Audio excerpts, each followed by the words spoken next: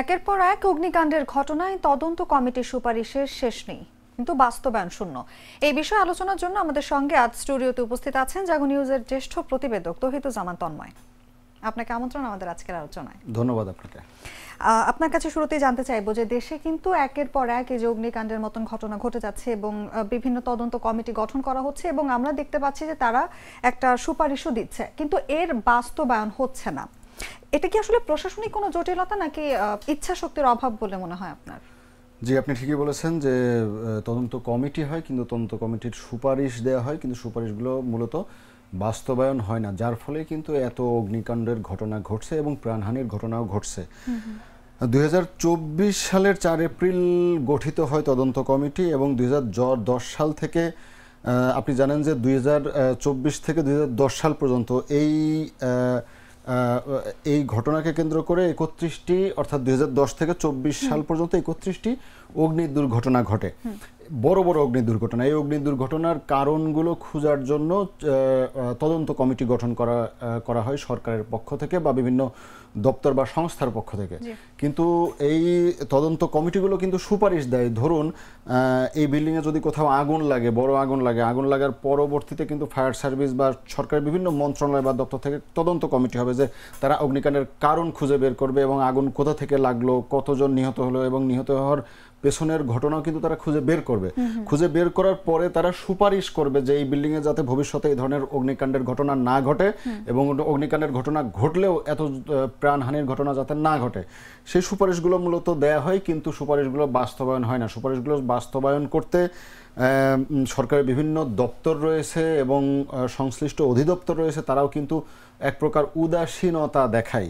অর্থাৎ আগুন লাগার কয়েকদিন পর্যন্ত আপনি দেখবেন যে খুব তোড়জোড় চলে সরকারের বিভিন্ন বাহিনী বা মন্ত্রণালয় দিক থেকে, কিন্তু কিছুদিন পরেই সেটি আসলে নিষ্প্রাণ হয়ে যায় বা ভুলে যায়। এটি আসলে তদন্ত কমিটি গঠন হলেও সুপারিশগুলো আসলে বাস্তবায়ন হচ্ছে না।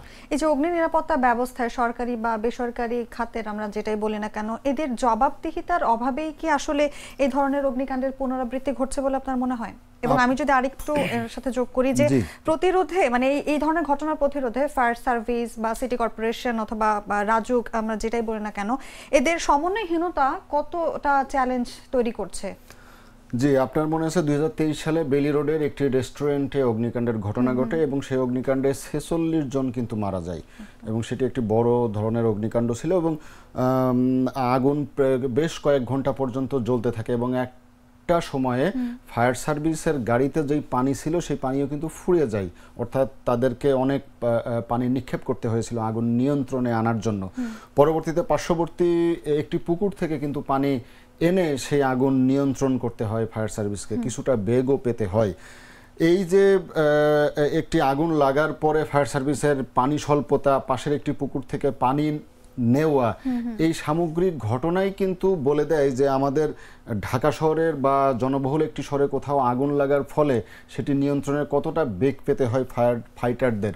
কারণ তাদের যে গাড়িগুলো আসে সেই গাড়িগুলোতে আপনি জানেন যে পানি থাকে কিন্তু খুব স্বল্প পরিমাণে, সাময়িকভাবে কয়েক ঘন্টা পর্যন্ত সেটি আসলে ব্যাকআপ দিতে পারে, কিন্তু পরবর্তীতে বিকল্প উৎস কিন্তু তাদেরকে খুঁজতে হয়। আগুন একদিকে জ্বলতে থাকে, তারা নিয়ন্ত্রণ করতে থাকে, অন্যদিকে কিন্তু পানির উৎস খুঁজতে হয় যে আশপাশে কোথায় পুকুর বা জলাশয় রয়েছে। আপনি জানেন যে ঢাকা শহরে কিন্তু এখন পুকুর বা জলাশয় নেই বললেই চলে, সবগুলো ভরাট করে উঁচু উঁচু ভবন হয়েছে। এই যে উঁচু উঁচু ভবন, সেই ভবনগুলো কিন্তু অনুমতি দেয় রাজুক বা সিটি কর্পোরেশন, বিভিন্ন সংস্থা রয়েছে। এই সংস্থার অবশ্যই গাফিলতি রয়েছে, কারণ তারা এই পুকুর বা জলাশয় ভরাট করার যে অনুমতি দিচ্ছে এবং সেখানে ভবন নির্মাণ হচ্ছে, বহুতল ভবন, সেই ভবনে আগুন লাগার পরবর্তীতে দেখা যায় সেই ভবনে আগুন নিয়ন্ত্রণে বেগ পেতে হচ্ছে বা আগুন নিয়ন্ত্রণে আসছে না, কারণ আশেপাশে জলাশয় নাই, পুকুর নাই। তো ফায়ার সার্ভিসের পক্ষ থেকেও বা বিভিন্ন দপ্তরের পক্ষ থেকেও সুপারিশ থাকে যে আশপাশে জলাশয় করতে হবে এবং জলাশয়গুলো যাতে ভরাট না থাকে। সরকারের যেমন একদিকে গাফিলতি রয়েছে এবং একই দিকে প্রাইভেট কোম্পানিগুলো যারা রয়েছে তাদেরও কিন্তু গাফিলতি রয়েছে, কারণ আগুন নিয়ন্ত্রণের শুধু বা অগ্নি নির্বাপন ব্যবস্থায় শুধু সরকারি উদ্যোগ নয়, সবারই কিন্তু এখানে উদ্যোগ থাকা বাঞ্ছনীয়।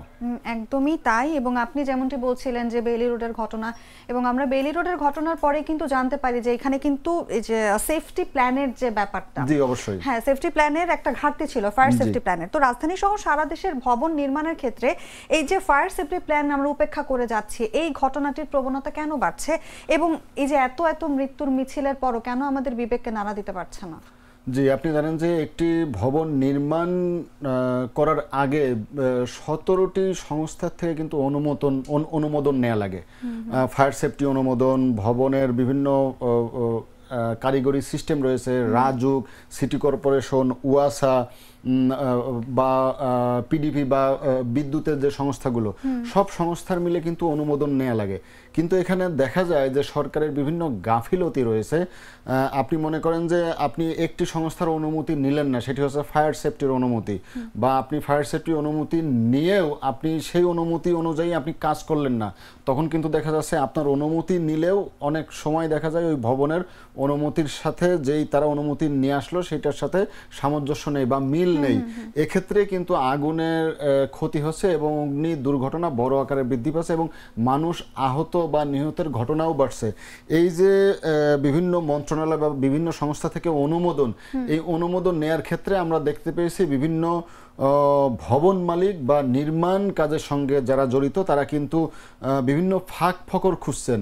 অর্থাৎ আপনি জানেন যে সরকারের বিভিন্ন সংস্থায় কিন্তু টাকা পয়সা দিলে বা কিছু ঘুষ দিলে সেটি খুব সহজেই কাগজপত্র বের করে নিয়ে আসা যায়। তারা ওই সুযোগটাই খুঁজে থাকেন যে কিভাবে খুব সহজেই সেফটি প্ল্যান বা ওয়াসার যে সনদপত্র বা সিটি কর্পোরেশন অনুপত্র বা রাজুকের যে অনুমোদনপত্র সেটি নিয়ে আসা যায়। আপনি খেয়াল করবেন একটি ভবনের নকশায় রাজুক দেখা যাচ্ছে 8 তলা পর্যন্ত অনুমতি দিল, কিন্তু সেটি দেখা যাচ্ছে 12 তলা 10 তলা বা 20 তলা পর্যন্ত করা হচ্ছে। এটি কিন্তু অনুমতির বাইরে, এবং এটি ওয়াসা বা দুঃখিত রাজুকের কিন্তু তদারকি করার কথা, কিন্তু সংশ্লিষ্ট কর্মকর্তা বা কর্মচারীরা কিন্তু সঠিকভাবে তদারকি করছেন না। এই কারণে কিন্তু এই অনুমোদনের না নেয়ার কারণ কিন্তু বৃদ্ধি পাচ্ছে এবং খুব সহজেই যে আমি বলছিলাম যে ফাঁক ফকর খুঁজছেন, এইগুলোই আসলে ফাঁক ফকর খুঁজে সবাই ভবন নির্মাণে উৎসাহী হচ্ছেন এক প্রকার বলা যায়।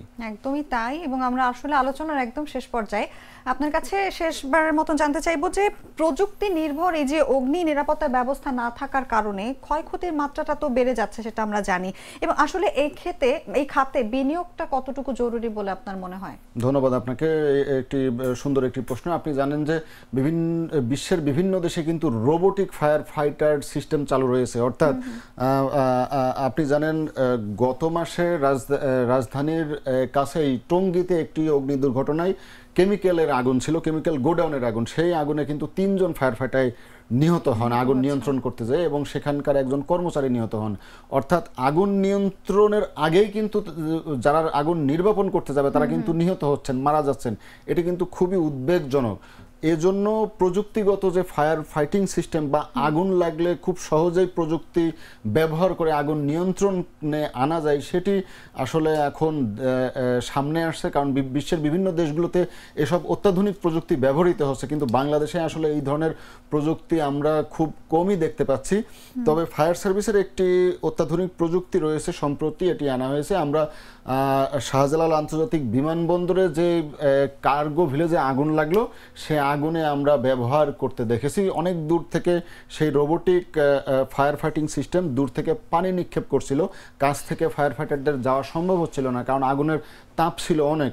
একজন মানুষ যখন আগুন নিয়ন্ত্রণ করতে যাবে, যখন সে ব্যাহত হবে, তখন কিন্তু আগুন নিয়ন্ত্রণও ব্যাহত হবে। এই কারণে ফায়ার ফাইটার সিস্টেম বা প্রযুক্তিগত অত্যাধুনিক প্রযুক্তি ব্যবহার করে এখন আপনি জানেন যে আর্টিফিশিয়াল ইন্টেলিজেন্সের প্রচার বা প্রসার বেড়েছে।